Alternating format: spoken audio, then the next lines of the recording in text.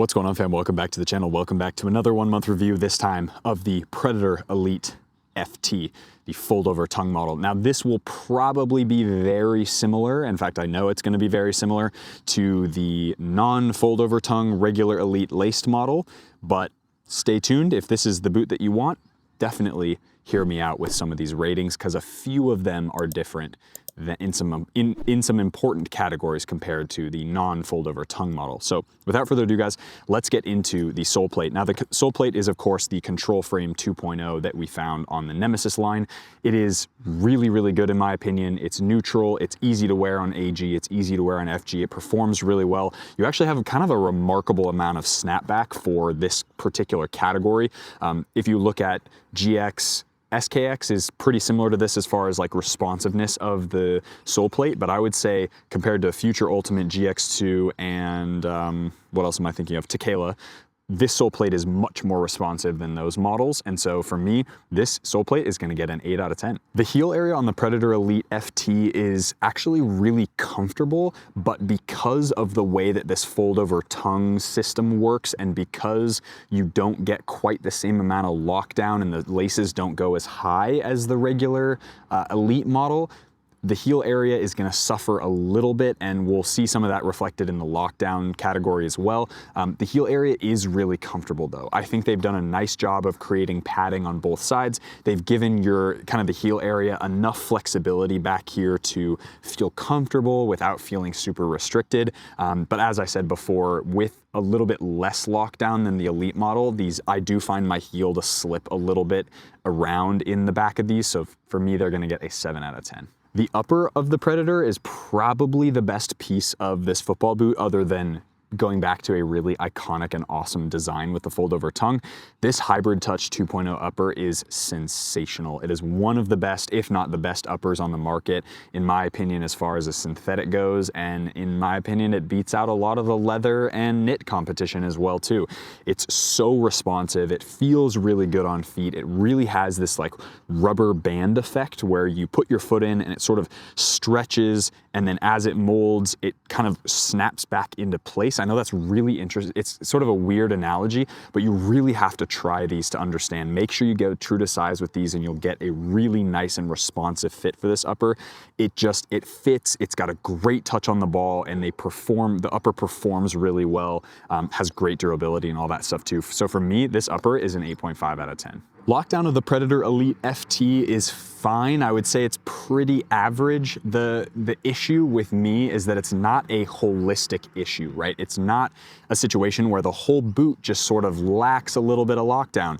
Tequila, as a competitor to the Predator, is kind of in that camp because the whole upper is hypo-knit, because the whole upper sort of is so soft and sort of lacks any structure. You sort of get just like a lackluster, it's sort of like average lockdown for the whole boot. This is very interesting because the heel area, I find, has pretty low lockdown. Anything from the lacing system forward has really good lockdown. So it's a very weird kind of situation to be in, where if we're gonna kind of break it up, I would say the heel area is like a 5 or a 6 out of 10, unfortunately, at least for my heel shape. And anything from the laces forward gets like a 9 out of 10 or an 8.5 out of 10. So we're gonna call it an average aggregate score of 7 out of 10. Break-in time for the Pred Elite is meh, in my opinion. Once they're broken in, super, super comfortable football boots, no issues at all. That being said, from a break-in perspective time, because the Hybrid Touch is a synthetic, it's gonna take a little bit longer to break in for those of us like myself who have a little bit wider midfoot. If you do, don't stress, they will stretch. So practice patience and be a little bit more lenient when it comes to your sort of the time it takes for a boot to break in. I know a lot of you will buy a pair of football boots, and if it doesn't fit on the first wear, you'll return it and get something different. That's okay, that's totally fine if that's what you want to do. But if you are keen on wearing the Predator and the heel fits well and the forefoot fits well, and you're just getting a little bit of pain or a little bit of sort of hot spot in the midfoot, just give it a little bit of time. I promise they broke in well for me, and I've had no issues moving forward from a from a break-in time perspective. So they're gonna get a little bit of a lower score on break-in time just because they took a lot for me to break in. That's not to say that you guys can't fit in them absolutely perfectly straight out of the box, but for me, these get a 6 out of 10 for break-in time.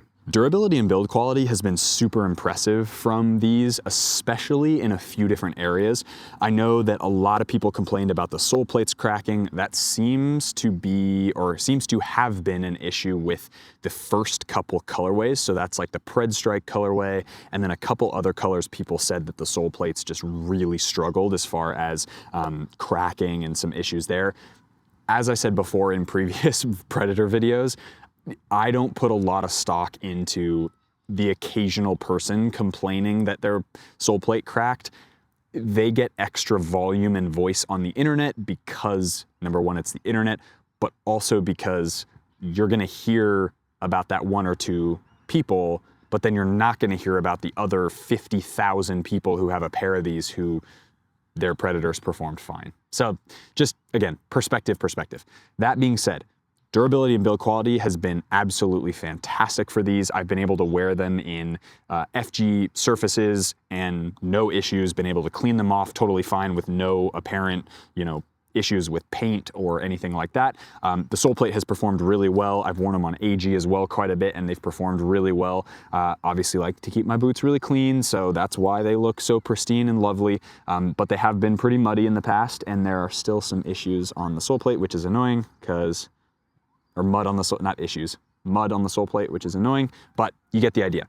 Point being is the durability and build quality has been awesome. One of the things that I actually thought was gonna break pretty quickly was this elastic strap, and although I would say it's gotten a little less elasticy, it still performs really well. So for me, durability and build quality, 8 out of 10. Shape and fit for the Predator FT is gonna be probably about bang on average. As I said, in the break-in period of time, it does take a little bit of break-in just because the boot fits pretty narrow in the heel, good for me, a little narrow in the midfoot, for me, kind of glad it breaks in well, but not great straight out of the box. And then reasonably wide in the forefoot, which is also great. So for me, these are gonna get a 7.5 out of 10 for shape and fit. All right, competition for the Predator Elite FT is probably 4 boots, I would say, for the most part. If there's any that I'm forgetting in this list, leave them down in the comment section below. But the things that compare with the Predator are all of the power/control boots on the market today,